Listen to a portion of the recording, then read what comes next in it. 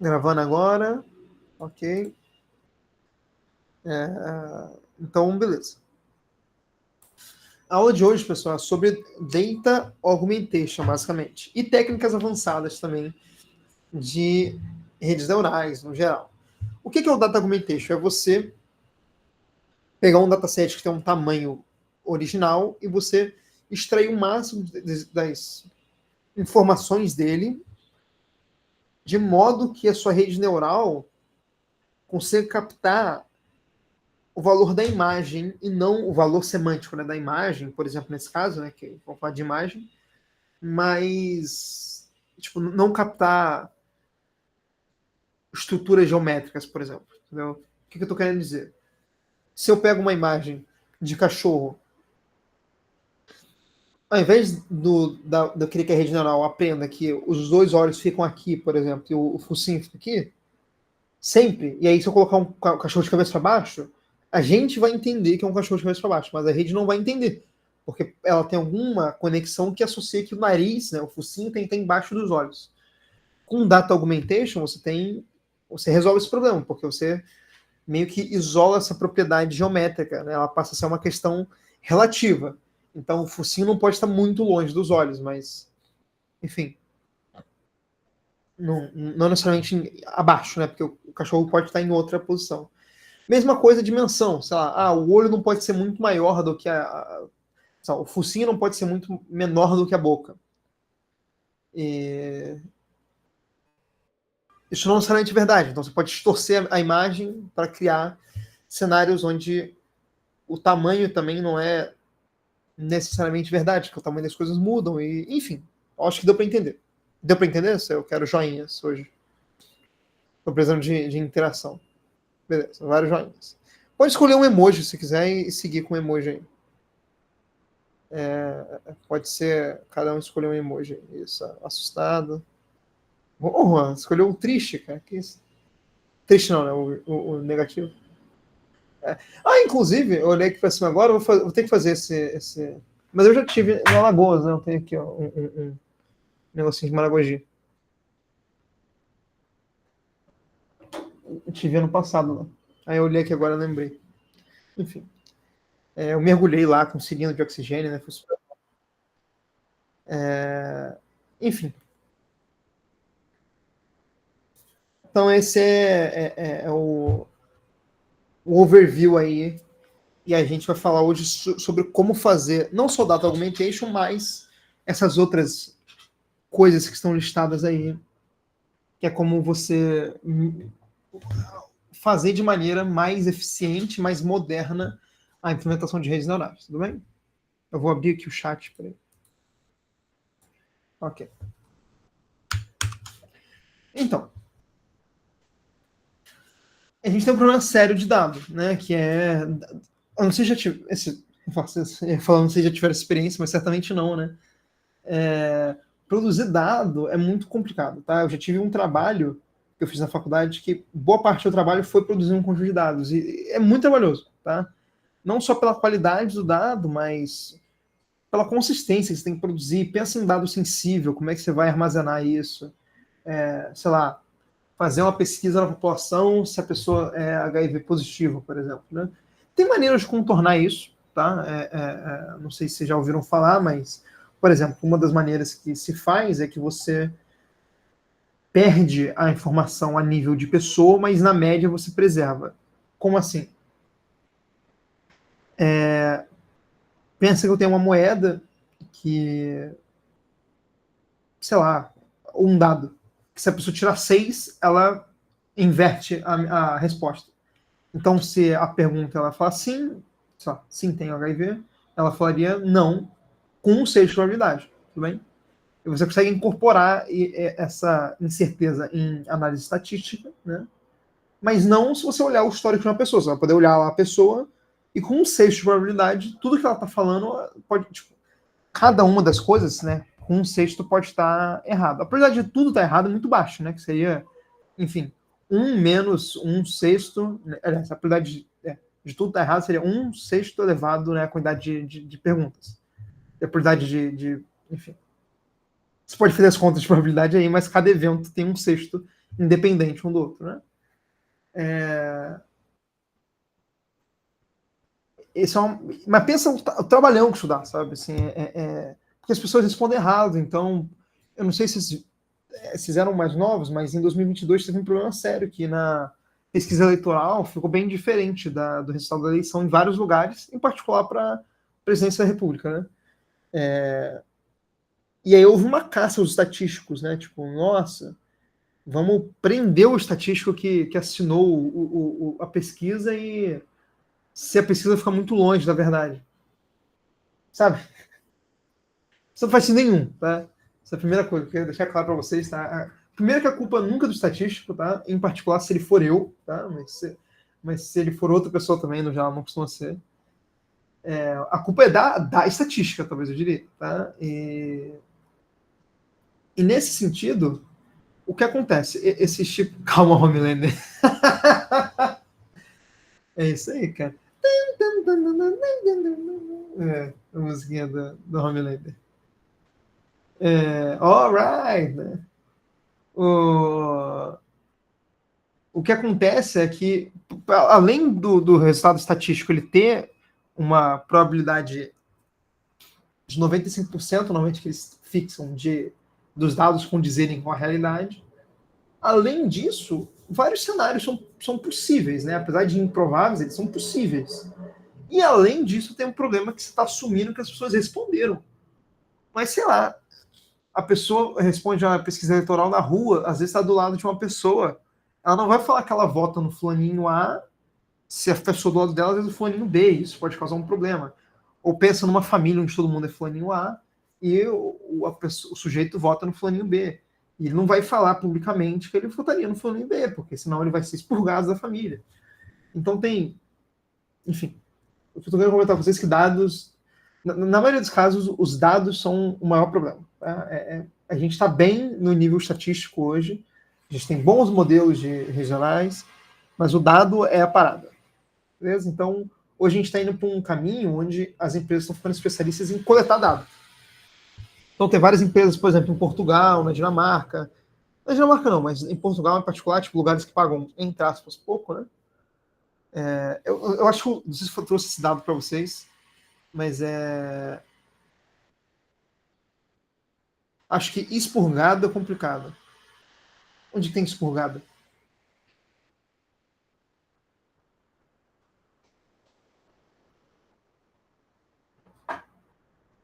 Foi expurgado no quê?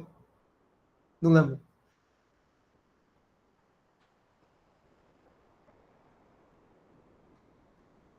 Esse é expurgado.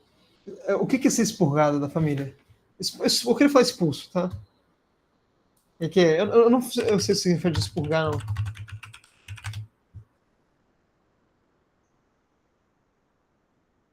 É, acho que faz sentido, né?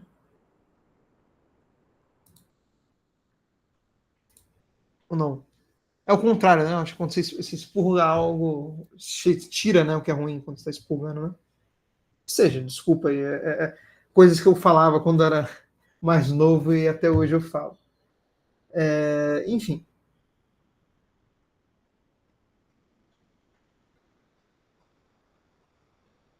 Você acha que é um exagero a pessoa ser expurgada da família? Eu não acho que é exagero, não. Lá em Angra dos Reis, né, onde eu cresci, tem um caso super famoso de uma família que ela é dividida em dois. Em particular, irmãs que se candidatam por partidos opostos, né? Diametralmente opostos. E uma não fala com a outra só porque, enfim, uma vota no candidato A e a outra vota no candidato B. Aliás, uma não vai votar no candidato A porque o candidato A não é mais elegível, né? Mas isso é um detalhe.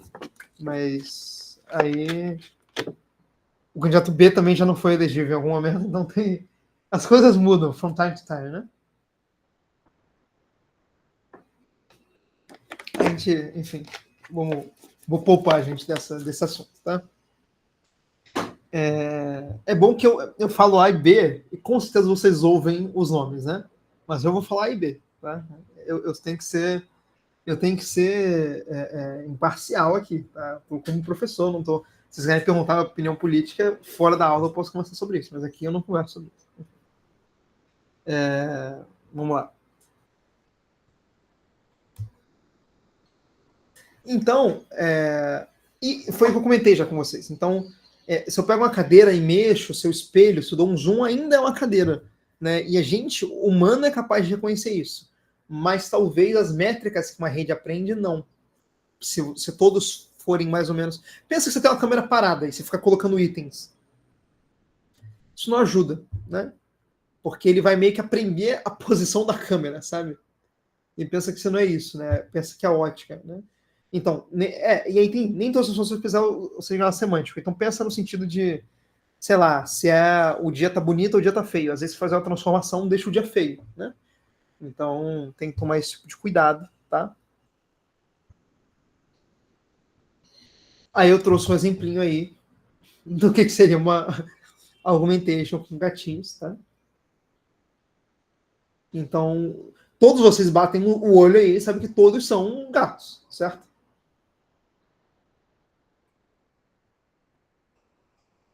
Todo mundo, né? A rede neural aí dentro da cabeça de cada um de vocês. Mas a rede neural talvez não, porque, enfim, por exemplo, como eu falei, os olhos e o focinho aqui. Faz esse triangulinho, né? Fofinho.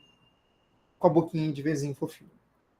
Mas aqui é o contrário, então às vezes ele não vai, ele aprendeu uma coisa errada. Aqui tá trocado. Aqui tá borrado, por exemplo, às vezes não dá pra pegar uma cor. É. Pode ser um gato, ou a segunda mais provável é o quê? Um microfone, né? Sei lá. Enfim. Aqui eu só comentei sobre a diferença aí de. Por exemplo, a placa proibido virar à esquerda. É totalmente diferente da placa proibido virar à direita. Então, isso tem um poder semântico aí que você tem que preservar em alguns cenários. Por exemplo, flip horizontal vertical até. É que aqui foi os dois, né? Foi vertical e horizontal, né? Aqui não mudou nada, na realidade, né? Aqui rotacionou, né, a imagem. Esse aqui é uma rotação completa, tá tudo bem. Você só inverter um dos eixos não é legal. Viu? Inversão de cor, crop agressivo, tudo isso pode prejudicar. Então, transformação geométrica, como eu comentei. Inversão de cor, normal, né? Tem aqui cisalhamento ou deformação angular, tá? Eu não sei se eu consigo explicar para vocês, mas o cisalhamento, pensa que você tem uma estrutura. Vou pegar. Deixa eu ver se não tem nenhuma informação. Ah, não, tem número aqui. Isso aqui é o apagador. E aí você tá. Pensa que você tá empurrando para cá, assim, tipo, deformando. Fazendo tipo isso aqui, assim. Isso é cisalhamento, tudo bem? Eu posso falar isso para vocês porque eu fiz técnico mecânica e existe a força de cisalhamento também, que é exatamente isso. Enfim. E tem as outras coisas que eu comentei aqui, né? Distorção, no geral, distorção de cor, distorção geométrica. No geral, a gente vai querer preservar as coisas relativas, mas as absolutas a gente pode mudar. Ok? Isso faz sentido. Tipo, querer preservar a informação local, porque é importante saber que, sei lá, os olhos são próximos ou os olhos são separados. Não o quão próximos ou o quão separados, mas em relação a outras coisas, né? Ok?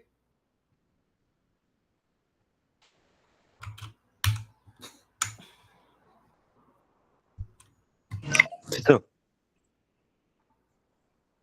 Não, Paulo, você falou uma coisa? da parte dos olhos que o senhor falou, não entendi muito bem, não. De junto, separado e tudo mais. Não, o que eu tô querendo dizer é que eu não posso pegar a imagem, por exemplo, pegar a imagem no meio dela e fazer uma deformação no meio. Tipo Não sei se já usaram Photoshop, mas eu não posso pegar e só bagunçar o rosto. Porque isso não ajuda. Mas eu posso esticar a imagem, enfim, fazer. Porque se for uma coisa que eu faço na imagem inteira e eu preservo as informações entre, né, as informações relativas, então, por exemplo, o que é mais próximo do meu olho direito? O meu olho esquerdo ou a minha boca? O meu olho esquerdo. Isso tem que ser preservado, beleza? Porque às vezes não é o caso. Então pensa, tipo, uma mesa. Eu quero identificar qual é o material da mesa. Então, às vezes, eu preciso saber qual é o tipo de textura. Então, eu não posso bagunçar a textura. É mais ou menos isso que eu estou querendo dizer. Então, você tem que preservar a informação local, mas não a visão global que você vai ter. Mas se eu olho um item em relação ao outro na imagem, tem que ser mais ou menos parecido. Não em grandeza, tá? Mas em relação. Então, a distância entre o item A e o item B, a distância entre o item A e o item C, a desigualdade entre essas duas coisas tem que ser preservada na maioria dos casos. Tá? A ideia é que seja preservada. Tá? Eu não sei. Beleza. Fez sentido, Paulo? Entendi. Eu não sei se vocês já ouviram falar aí disso, mas existe um teorema que chama o teorema do ponto fixo de Banach, né? Que se você pegar qualquer duas imagens e enfim, se pegar uma imagem, deformar ela, né, esticar ou girar, fazer o que você quiser, e colocar uma em cima da outra, vai ter um ponto que vai. Aliás, existe um ponto que você consegue colocar em cima que vai ser o mesmo pixel, né, a mesma informação. Isso é evidente, né? Talvez você já tenha percebido isso em imagem, mas, enfim. Se você pegar uma imagem e reduzir ela simetricamente, preservando a proporção do meio, assim, se você fixa um ponto, você fixa um ponto e reduz. Esse ponto que está fixo é o próprio ponto fixo de Banach, né? Se você fizer isso numa quina, a quina que está do outro lado preservou também. Então, enfim. Hoje em dia a gente evoluiu bastante nesse sentido, é o que eu queria comentar também. Então a gente já tem ferramentas que fazem isso automaticamente. Tá?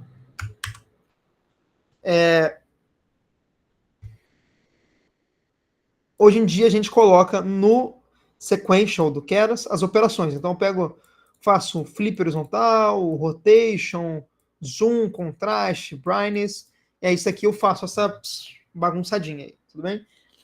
Existe se vocês vão ver código com Image Data Generator, ele ainda funciona, mas, enfim, tá, essa palavra aqui, né, significa que tá antigo, né, que você já não deveria usar. E eu não sei pronunciar ela direito, tá? Eu acho que é deprecated, ok? Deprecated. Mas, enfim, significa que já está fora de uso. Bem? Mas ainda funciona, mas é fora de uso. Ou seja, não tem mais suporte. Aí com o TF-Data, você pega o dataset, por exemplo, de um diretório que tem, e faz o Data Augmentation, que a gente pegou aqui, deixa eu ver. Por exemplo, a gente pegou o Data Augmentation aqui, fez a gente pegou, criou o Data Augmentation e pode vir aqui e utilizar numa transformação do próprio data loader do Keras, ou do TensorFlow, no caso, né?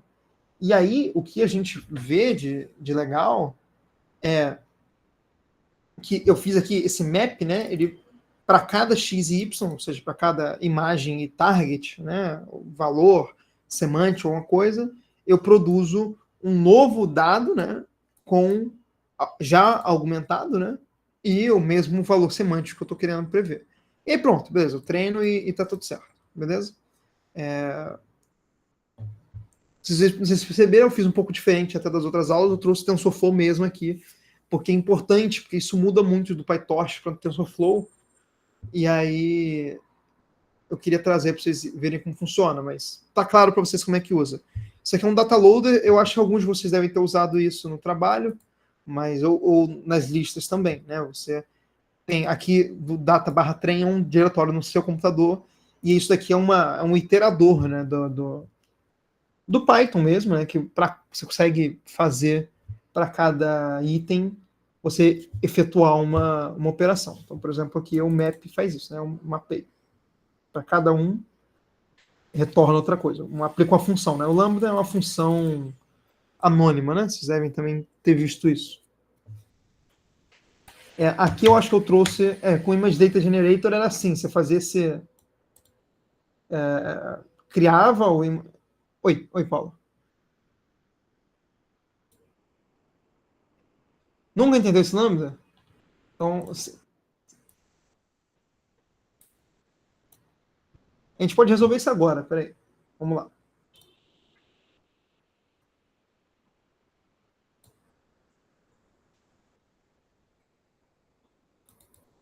Só um segundo, eu estou abrindo aqui um terminal.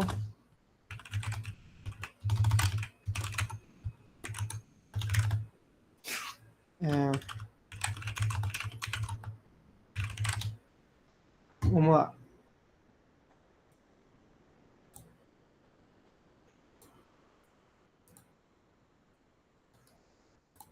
Estou no terminal aqui, certo? Vamos lá. O que. Vamos testar aqui o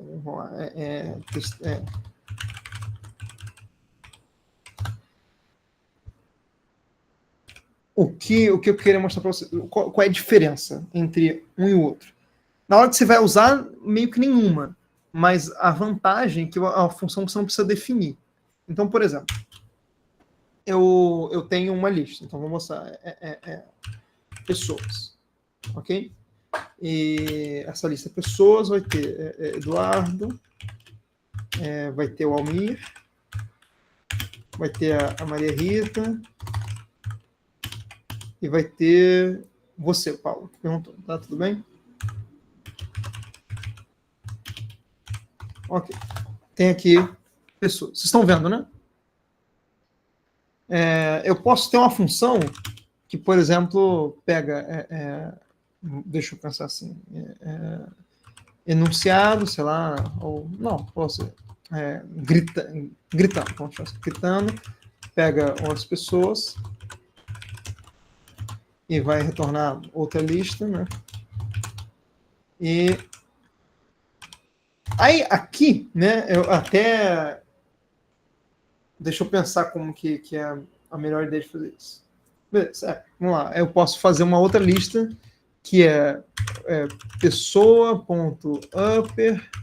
for pessoa em pessoas. Ok? Não sei se faz sentido para vocês, mas vamos rodar aqui, né? Tem um indente errado aí, né? Onde que está o indente errado?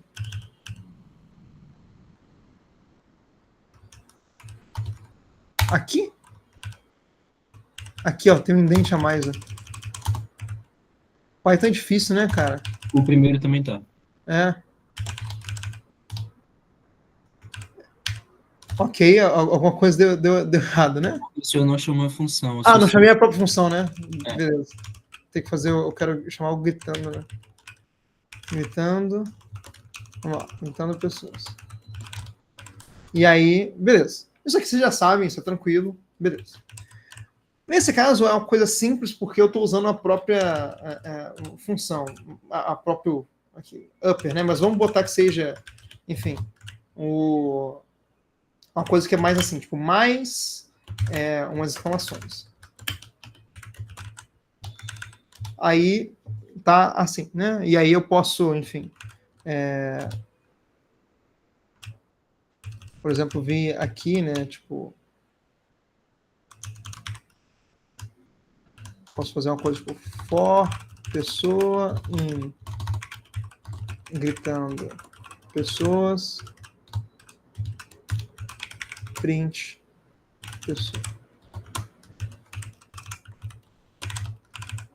E aí, enfim, tem aí agora um negócio que deixa as pessoas gritando. Ok.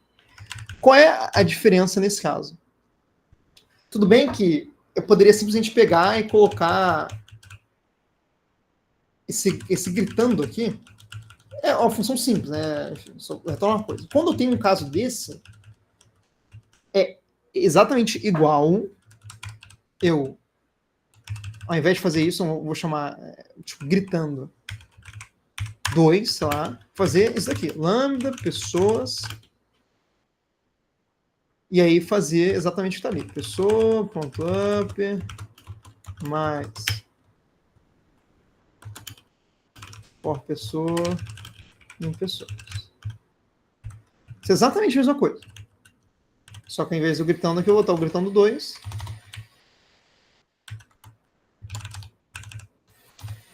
Viu? Nota que a diferença é que essa expressão lambda, ela retorna a função. Aqui, enfim, isso daqui retorna a função. Isso daqui define a função. E já meio que salva ela nesse... Salva nesse nome aqui. Aqui, se eu não botasse um nome aqui, isso ia ser só uma função, não ia fazer nada. É só o algoritmo em si, eu não estou salvando em lugar algum. Por isso que a gente chama de função anônima. E quando que isso é especialmente bom? Então, por exemplo, eu tenho essa própria função map, que é... Então, por exemplo, eu posso pegar... em vez de... vamos botar aqui. Para cada pessoa eu posso fazer... aliás, vou botar aqui pessoas gritando. Aí o que eu posso fazer é pessoas gritando igual a pessoas.map. E aí eu posso colocar a própria função aqui, gritando, por exemplo. Não posso, na realidade, porque o que isso daqui está fazendo? Ele recebe uma lista inteira. Aqui eu vou receber cada um dos itens. Então, eu posso pegar uma função, né, que...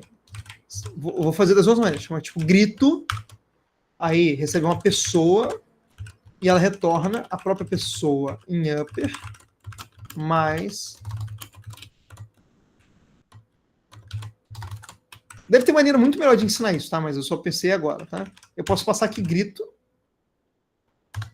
e dar um print pessoa aqui. Ok, não tem map, né? Não. Tem que ver como que é como que faz esse map aqui. Como que é no Python. A função é map, não é list.map não, desculpa. Deixa eu voltar. Essas coisas são confusas, né? Mas enfim. É map, aí eu coloco a função e lista. A lista aqui, né? Que é pessoa. Pessoas, né?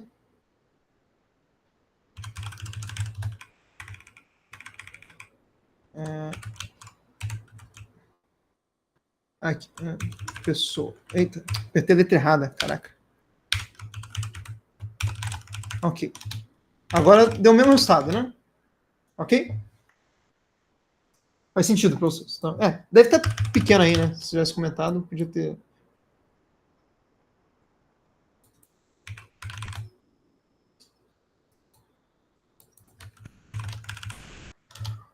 Ó, eu vou voltar lá no... O que eu fiz? Eu peguei uma função que chama grito. Você vê, eu passei ela aqui sem parêntese, porque é o objeto função. O objeto função é um negócio que recebe pessoa e retorna a pessoa, ponto upper, mais exclamação. Aí, ao invés de eu ter esse trabalho de definir essa função aqui, penso que eu vou usar ela só uma vez, cara. A função precisa repetir as coisas. Se eu vou usar ela só uma vez, não faz sentido eu ter esse trabalho aqui. Aí o que eu posso fazer? Eu posso, ao invés de colocar grito aqui, eu coloco lambda x, porque tô nem aí para quem é o nome da variável, x.upper mais... E agora vai dar o mesmo resultado. Não? E, enfim, é esse o ponto. Você não precisa definir a função dessa maneira que eu fiz aqui. Só que se você pegar e fizer igual dessa outra maneira que está aqui, colocar tipo grito igual, taranana, aí você pode só botar grito aqui no lugar, em vez de lambda, x, tarará.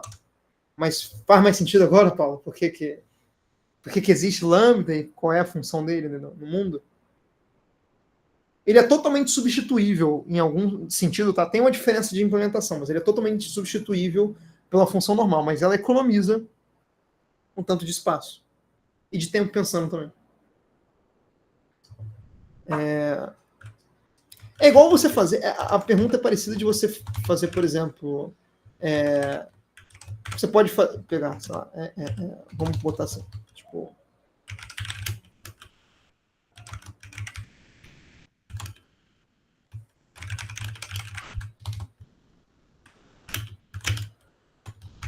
Vamos fazer alguma coisa assim. E aí eu posso fazer, por exemplo, eu quero printar se o número é positivo ou não. Eu posso, vamos botar se é par ou não. Eu posso botar par, if número módulo 2 igual a 0, else ímpar. E aí eu posso rodar, botar o número 10, par. 1 ímpar. E é isso, entendeu? É um programa que eu fiz um else e if. Você vê, não tem 2 pontos, não tem nada. É só uma única condição e essa expressão inteira retorna um único valor. Mas isso aqui é exatamente igual a eu fazer, por exemplo, if número 2 igual a 0, print par.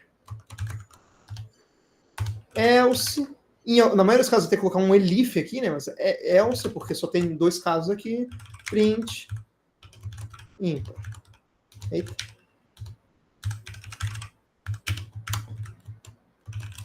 Mesma coisa, tanto que vai printar 2 vezes agora.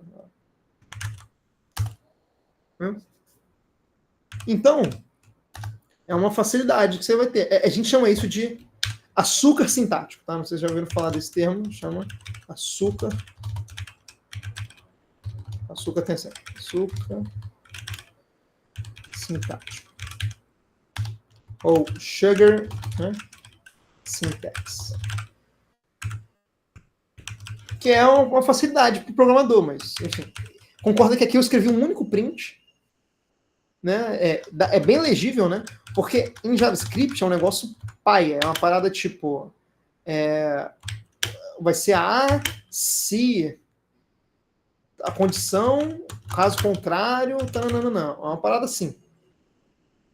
Mas em C também tem isso. Que aí a gente chama de operador ternário, né? Lá. Aqui nem chega a ser um operador ternário, eu acho, na prática, mas lá enfim, coisa de programação. Mas ok, eu desviei um pouco do assunto da aula, peço desculpa. A gente está no slide 10 de 51, mas eu acho que isso é importante. Você tem que entender função lambda antes de entender rede neural, né? Mas fez sentido, Paulo. Show. Cara, a gente faz assim, pô, não tem... É muito mais confortável para mim falar sobre programação e Python no geral do que talvez até de rede neural, que é um assunto complicado, é difícil de explicar, né? É difícil de entender, né? Quem já de explicar, né? Mas, enfim, eu programo em Python há muitos anos, né? Então, felizmente, esse tipo de coisa já está no sangue.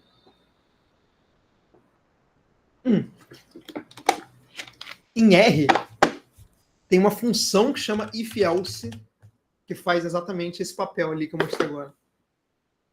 Porque R é uma linguagem do mal, né? Esse é o ponto. R é uma linguagem. R maiúsculas.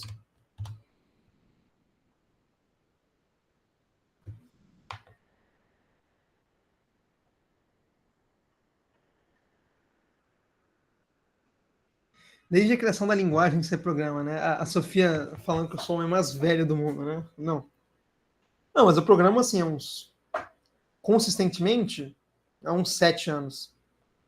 Então tem em Python, né? Então tem algum tempo. Não, tem C, tem C Sharp, tem C++, tem C Sharp, tem F, tem F Sharp, tem R, né?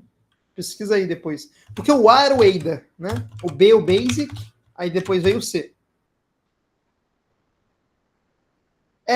Tudo nota musical, né? E tem que ter o E flat, né? Tem que ter o E flat, né? Mas não tem E flat, não, tá? Eu brinquei. Né? Mas tem todos esses tem, sim.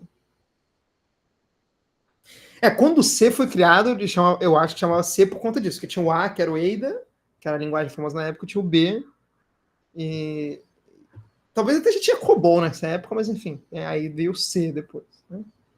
Que enfim. Tem o Objective-C, que é a linguagem da Apple que veio antes do Swift. Aí tem o Dart também, que é famoso para fazer aplicativo. Tem o Kotlin, Elixir, Lua, né? Não sei o Luas, né? Mas Lua. Tem várias linguagens aí, né? De programação. Todo dia deve sair uma. Tem o Ruby, né? Que é muito famoso, né? Ruby, Rust, Go, né? Go ou Golang, que alguns chamam. Golang. Golang. São todas linguagens de programação. Cada uma cumpre um propósito diferente, mas enfim. Tem Haskell, né? Que o pessoal fala muito. Haskell. Julia, a gente não falou de Julia aqui, né? Julia, famoso. Né? Enfim, vamos lá. Aqui é pior, né? O Image Data Engineering é pior do que isso daqui que eu mostrei para vocês antes. Tá? Aqui você põe cada operação, aqui não, aqui é parâmetro. Haskell não é empresa de produto capital, eu não faço ideia, cara. Mas tem Lisp também. Lisp é uma boa coisa para vocês aprenderem, tá? Pesquisa na internet, Lisp. Vê um tutorial de Lisp, tenta aprender. Tá? É didático, tá?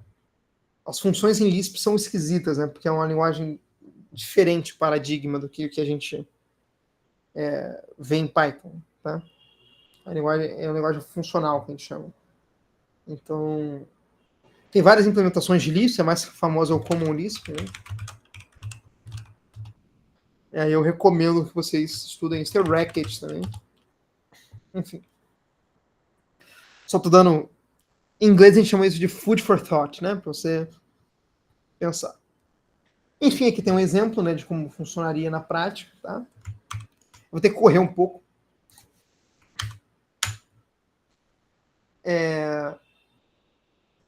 Então, é aquilo que eu comentei. Quanto menor o seu dataset, mais argumentation. Mas eu acho que sempre precisa de argumentation, tudo bem? O problema é se tiver muita argumentation, e aí pode atrapalhar, né? Não, vocês estão falando aí do Haskell, eu vou ter que pesquisar o que é aqui. Hair, né? Haskell, tá. Pré-treino fluido capilar. Quem tem cabelo cacheado, né? Ou não? Não, tem para todo tipo de cabelo.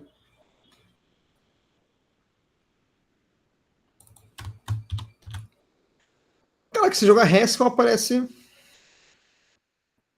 primeiro o cabelo, mas depois aparece a linguagem. Engraçado.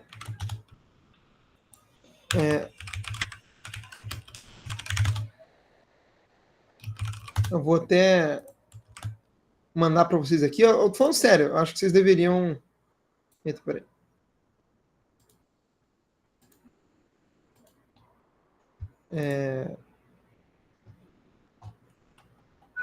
Vou mandar isso aqui para vocês. Façam como exercício de programação depois, tá?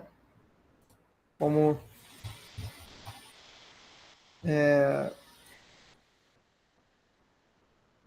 Aqui também tem um Reddit aí, para vocês darem uma lida depois. Aí eu acho que isso vai certamente ajudá-los a entender melhor coisas de programação. Vou mandar aqui o do Learn Why. Eu sempre compartilho esse site com muita gente. Learn X in Y Minutes, que é para você aprender a programar. Tem coisa em português pra caramba aí para quem tem dificuldade ainda com inglês. Acho que é a boa ideia, tudo bem? Mas enfim, isso é uma boa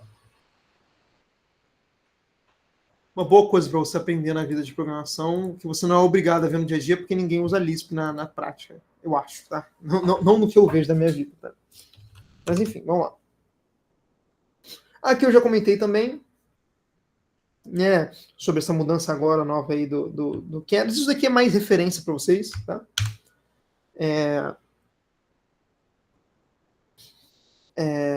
Claro, né? Nesse caso aqui é o que a gente já usa, tá? Que é as camadas, elas são chamáveis. Então, eu posso passar entre parênteses, o que eu quero entrar na camada, ele vai retornar o que sai na camada. Então, isso facilita, tá?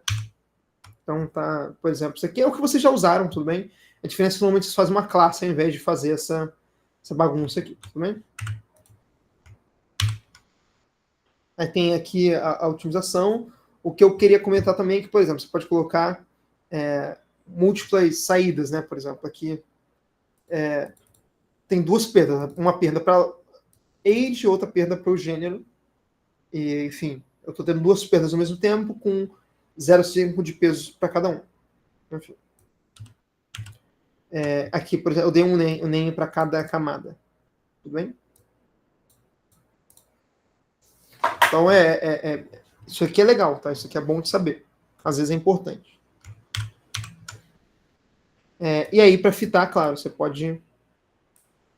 coloca aqui o que é o dado de cada um deles e pronto. Tá?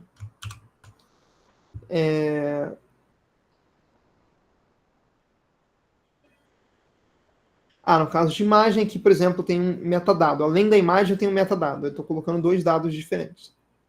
Duas entradas diferentes. Mas tudo bem, enfim.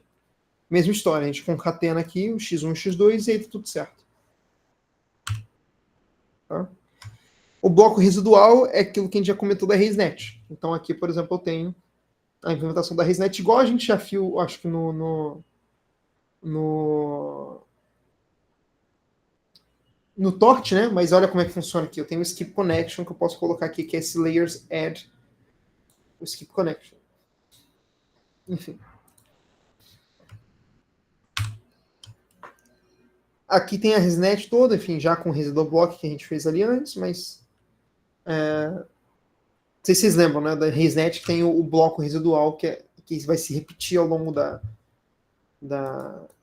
rede, aqui eu estou colocando várias vezes esse bloco residual. Né?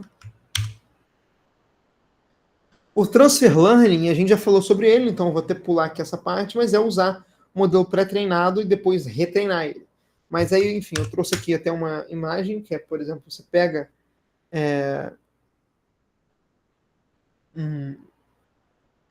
a imagem que eu tinha pegado antes era até melhor, na realidade, mas você pega a mesma rede e treina ela de novo. Na maioria das vezes você coloca mais um pedacinho aqui na rede que você só ajusta, que seria o fine tuning, né?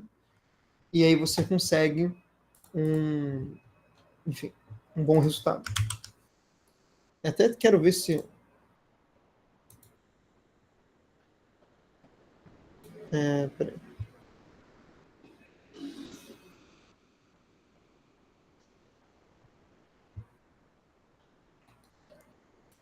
Só um segundo.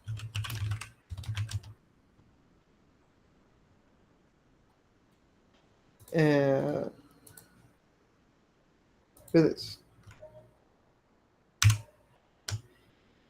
Aí, o Feature Extraction, que é o que eu comentei. Você usar a rede para meio que criar uma pré-rede que vai extrair as features. Nesse caso, você coloca o base model trainable igual false, que é o que você está fazendo nesse caso. Você vai estar inibindo os pesos de serem treinados. Né? E aí, coloca um novo classificador na pontinha da rede e acabou, tá tudo certo. Aí você pode treinar ele um pouquinho e tá tudo certo. Você tem uma rede, enfim, que aqui no caso até fez o fine tuning até aqui, que coloca um learning rate baixinho só para um ajuste fino. Né? Aqui a gente já comentou, eu só coloquei aqui também por referência, tem os outros modelos e são os disponíveis no Keras, na realidade. A gente já falou de todos eles como teoria, mas eles estão lá no Keras para você conseguir usar. O que a gente costuma usar muito é o RaseNet aqui, que está aqui, né? Mas tem o MobileNet, por exemplo, vocês podem usar. Aí tem callback. Callback é uma coisa super importante. São coisas que você vai receber de informação da sua rede enquanto ela está sendo treinada. O treinamento da rede é muito importante. A gente tende a imaginar que você só põe lá para treinar, deixa de canto e acabou, né? Mas não é isso. Tá vendo? Não precisa ser isso. Então você pega enfim, coloca informações que você quer receber da sua rede, com sempre as perdas e tudo isso, e você vai armazenando. Então, e vai recebendo. Então, por exemplo. E os callbacks também são coisas que pode parar o treinamento. Então, por exemplo, até o world stopping é um callback. O checkpoint é salvar o melhor modelo que rolou até o momento. O melhor modelo segundo alguma métrica.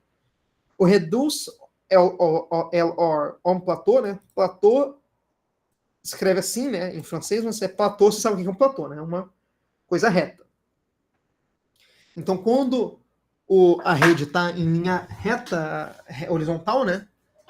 Ou seja, se está estagnado, eu reduzo o learning rate.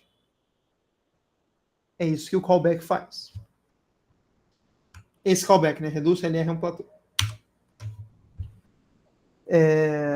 Enfim, tem aqui o TensorBoard, que é uma maneira de você olhar numa interface na sua rede, assim, tipo no navegador.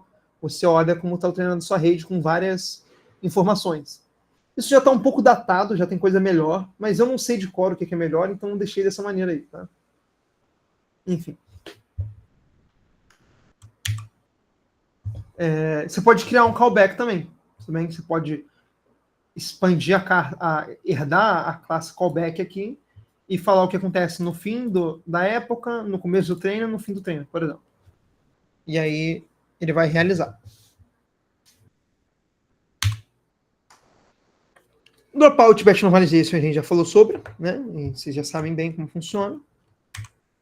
Mas aí eu queria mostrar para vocês como é que a gente faz na prática. Tem o Layers Batch Normalization aqui, que a gente consegue usar.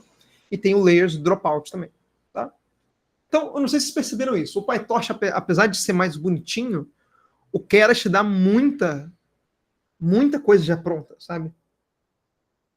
Não sei se vocês lembram do Dropout no PyTorch que eu mostrei para vocês, que tinha que fazer na mão quase, né? Tipo, você escolher lá aleatório e tal. O Dropout aqui é só ler esse ponto Dropout e acabou. Beleza? Joinha? Como é que a gente tá de joinha? Joinha! Aí tem um joinha. Da Mariana, da Almira, Paulo, Pietro, ok. Chuva de joinha. Obrigado. Isso faz bem para mim.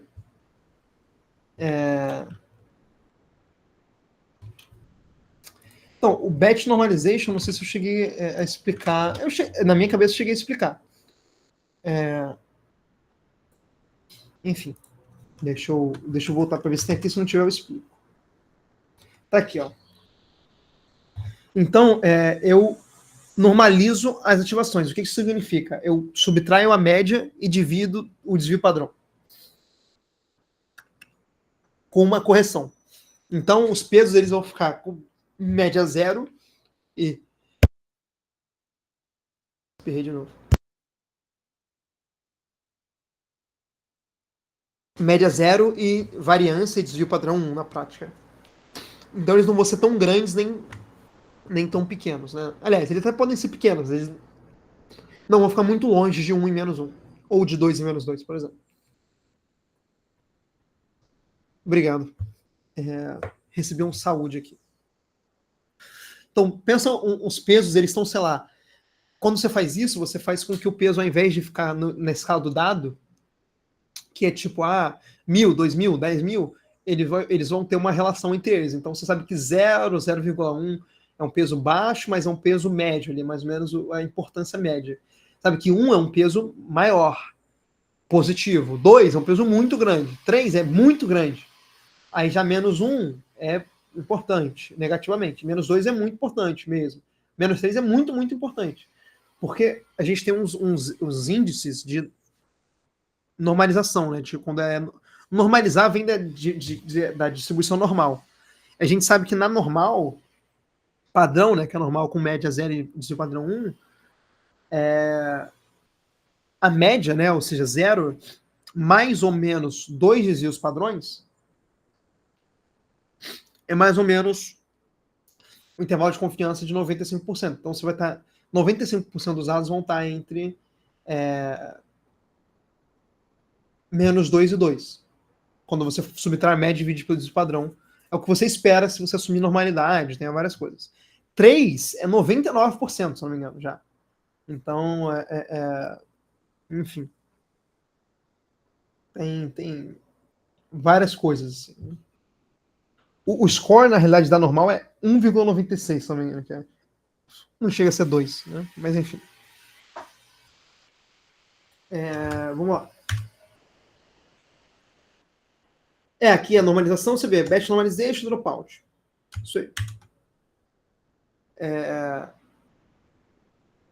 Nada de novo. Average pooling e beleza.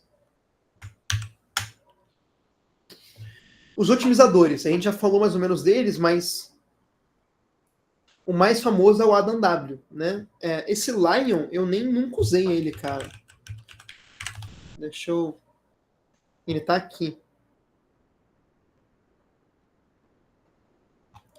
Ele é meio mágico, aparentemente. E aí vocês podem experimentar eles, por exemplo. É bem fácil.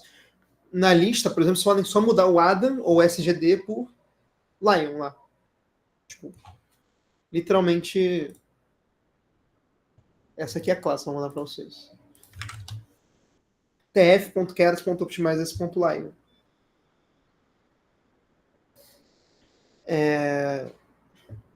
Então.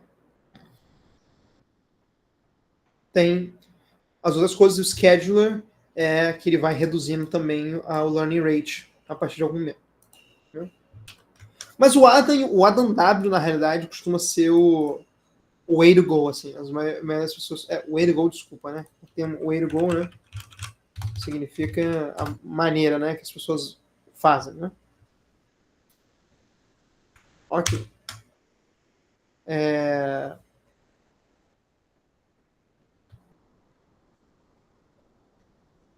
Estranho, vocês estão vendo a minha barra e eu mesmo não estou vendo a barra, mas tudo bem. Ok.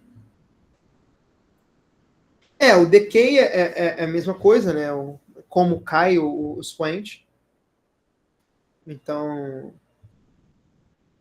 cai o learning rate, qual é a taxa, né, que vai cair, o tipo de função que vai fazer esse decaimento. Você tem exponencial, cosine, que é o que é mais popular hoje em dia. E... tá aqui, né? E eu posso fazer um schedule diferente, né? Que, por exemplo, dessa maneira aqui. Né? Warm-up schedule, que é warm-up mais decay. E aí tem o Mixed Precision, que é bem famoso, na realidade, que eu já comentei esse problema com vocês, que em 2038 o mundo vai acabar, né? Eu já conversei sobre isso com vocês. Não sei se vocês lembram, né? Quem lembra, levanta a mão aí ou faz joinha. Que em 2038 vai ter um bug do todo mundo lembra, que bom que vocês lembram. E isso tem a ver com o quê? Quem que lembra? Qual era o problema do bug do ano 2038? Se eu não me engano, era com computadores de 32 bits ou algo assim. Isso, o tempo, né? O timestamp que a gente... eu sou meu joinhas, eu acho. O timestamp, né? Que é a quantidade de segundos desde 31 de dezembro de 1969 não vai caber mais em um int de 32 bits. Isso é um problema parecido para float também, né, que é o ponto flutuante. Só que a precisão é bem menor, né, em float do que em int. E olha só, float 16, né, float 32. 16 é bem pouco. Só que como esses números tipo, não importam muito quanto que eles são, só mais ou menos a escala deles, a gente costuma usar. E aí o float 16 diminui muito a memória. E aumenta a velocidade também. Aí o que a gente faz? A gente usa primeiro 16 para acelerar o treino. Então, por exemplo, o que a gente faz aqui, ó, Mixed Float 16. E a última camada com 32, porque a última camada é mais importante, que tem uns números mais importantes. E isso daqui chega a ser 2 ou 3 vezes mais rápido quando você faz um negócio desse. Se você baixar, a maioria dos pesos que você baixa aí é Float 16. E aí, enfim, aqui são outras técnicas de você, enfim, lidar com problemas também. Então, por exemplo, o gradient accumulation é o que a gente comentou, que você ficar acumulando o gradiente em vez de ficar atualizando ele, zerando ele todo momento, que é o que a gente faz. Esse Stochastic Weight Averaging é para você pegar o checkpoint, seria o ponto ideal para você parar. E aí você usa um meio termo, ao invés de pegar o melhor, né? Porque às vezes ele não é o melhor de verdade. Mas o que eu queria falar com vocês é desse knowledge distillation. O distillation, por que é importante? Como eu tenho interesse de fazer uma aula com vocês sobre modelo de linguagem, hoje em dia vários dos modelos que você vai baixar são destilados. Tá? Então, a destilação... O que é destilação? Você treinar um outro modelo para aprender o comportamento do modelo pai, né? O modelo professor. Não necessariamente o que ele está fazendo, mas o comportamento. Aí eu trouxe essa imagem aqui, que é essencialmente isso. Você pega um modelo que já está treinado, põe uma entrada e pega a saída. E aí eu treino um outro modelo para aprender a sair a mesma saída do que o modelo anterior, entendeu? Não o resultado true, sabe? Mas o que sai lá, eu quero um modelo para treinar, para ser um modelo maior. E aí esse modelo pequeno ele costuma performar muito bem. Não tão bem quanto o modelo de verdade, é claro, mas ele aprende boa parte do que esse modelo aprende. E isso é uma destilação de modelo, tá? E a maioria dos modelos de LLM que você baixa são destilados. Então, por exemplo, vou abrir aqui o Olhama. Eu vou... por exemplo...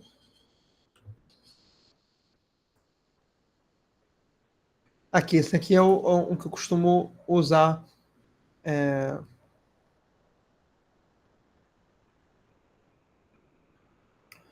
Tem esses Quen. Então, por exemplo, eu peguei esse modelo, por exemplo, ele é um DeepSeek R1, mas na realidade ele é um Quen que pegou um DeepSeek R1 e aprendeu o comportamento dele. Você não entendeu a definição, Paulo? O modelo destilado é esse modelo estudante aqui. Que em vez de eu pegar e treinar ele num dataset de resultado de verdade, igual a gente faz outras vezes, eu testo ele com a predição de um modelo maior. Então, o meu interesse não é fazer... O meu alvo não é resolver o problema. É só resolver o problema igual um modelo maior.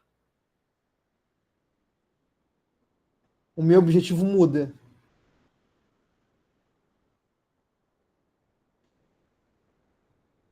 Ok. Então, aqui é a mesma coisa, né? Você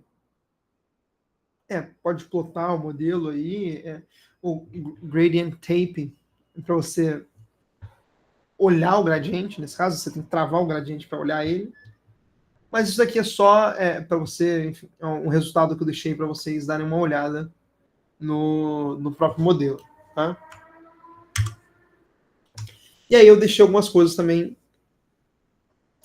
que é importante de você fazer no treino. Então você vai ver se o dado seja balanceado. O que é para ser balanceado? Não sei se vocês tiveram essa experiência aí nesse tempo do curso. Por exemplo, eu tenho um modelo que prevê se o pão vai cair com a manteiga virada para cima, com a manteiga virada para baixo, ou em pé.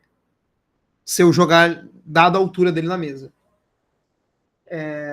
Eu tenho, a maioria dos casos, o pão cai com a manteiga para baixo. Então ele não é balanceado, porque eu tenho muito mais informação sobre quando cai para baixo do que quando não cai. E aí prejudica a capacidade preditiva do modelo. Tá bom? Normalização a gente já falou, data augmentation a gente já falou, train, val, teste, vocês já estão carecas de saber que tem que dividir dessa maneira. E o baseline seria, enfim, o que você quer bater e tal. Né? Tipo, a sua meta, né? E durante o treinamento você vê se está tendo overfitting, ou seja, se a loss dava... não sei se vocês lembram disso, né? Que se a loss da validação começa a aumentar e a do treino diminuir, né? Isso é o overfitting. Verificar se o learning rate está convergindo, né? Callback, igual a gente comentou agora, olhar o TensorBoard para acompanhar o treinamento da sua rede e salvar checkpoints. Muito importante, porque na vida de vocês, se vocês forem mexer com isso, você possivelmente vai dividir computador.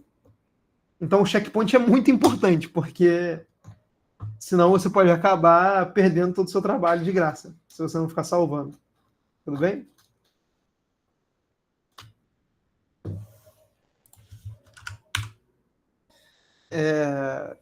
Debugging, certo? Você pode fazer várias coisas, feature map, diminuição do gradiente, isso você pode fazer, mas na prática você não vai fazer.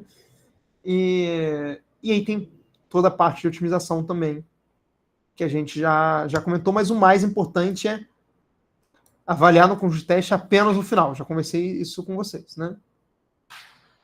Só quando você para de fazer tudo no seu modelo que você testa ele no final, tudo bem? Você testa ele no conjunto de teste. Aí aqui é um resumo de tudo que a gente falou hoje, tá? Então não vou me estender. Enfim. Fazer augmentation, regularização, callback, deploy. Um pipeline aqui, por exemplo, de produção, de carregar, usar um data loader, né? Importante. Usar sequential, que você consegue fazer as coisas em ordem bonitinha, né? Aqui não está nenhuma classe, mas essencialmente você deveria colocar numa classe isso daqui. Né? Compilar, callback, fit. E, enfim, tem várias outras coisas aí que a gente vai explorar, mas acho que essa é a visão geral, mais ou menos a parte de, se eu não me engano, a parte de... Eu vou até abrir o planejamento, mas a parte de imagem a gente está parando por aqui, tudo bem, no curso. Então, semana que vem a gente vai falar sobre modelos para texto. Depois a gente vai falar de redes recursivas.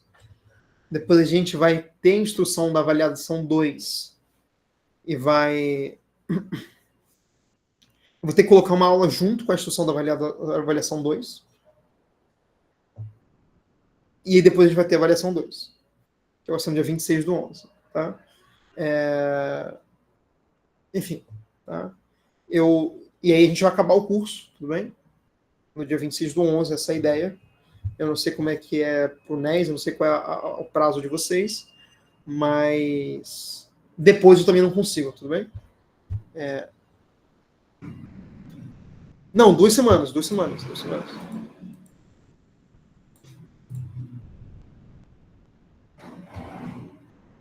Duas semanas, como foi da outra vez. Eu vou passar as instruções para vocês no dia 12.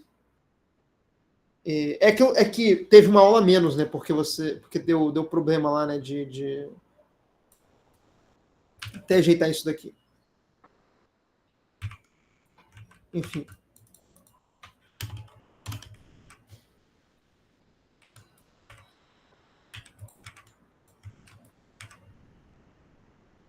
Eu já não lembro mais o que ficou.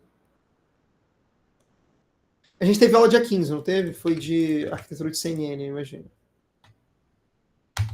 Isso, teve. Não houve aula.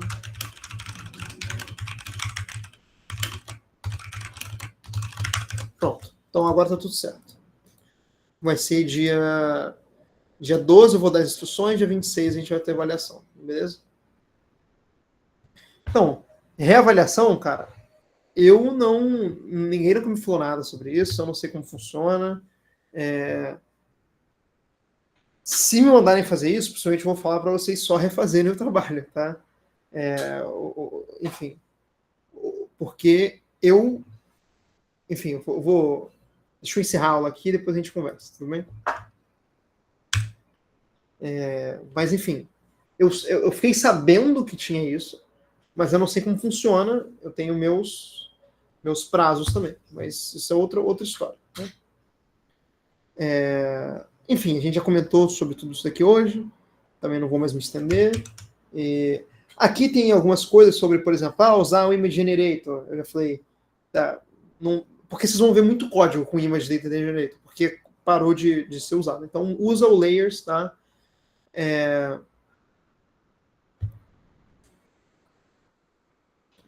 Tem essa parte da Data Augmentation que às vezes não é claro quando você precisa usar. aliás, quando você está usando demais, sempre usa, mas se você está usando demais, se a loss da validação for muito maior do que a loss do treino, enfim, são um indicativo. Quase sempre usar transfer learning, tá? E mixed precision costuma funcionar bem na maioria dos casos, tudo bem? E é isso, beleza? Então vou parar de transmitir aqui, parar a gravação.